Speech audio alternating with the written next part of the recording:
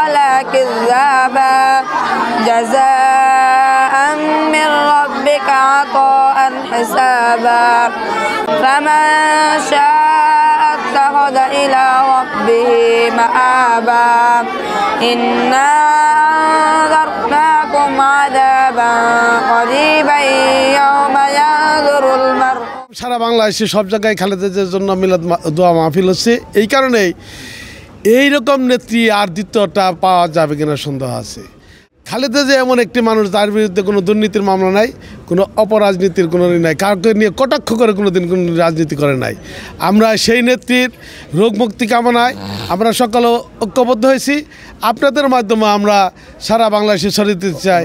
আসুন আমরা সকলেই আমরা যেন খালেদা জিয়ার এই রোগমুক্তির কামনায় আমরা সকলে সামিল হয়ে খালেদা জিয়াকে অতি দ্রুত সুস্থতা দান করেন আমাদের মহান রব্বুল আলামিন।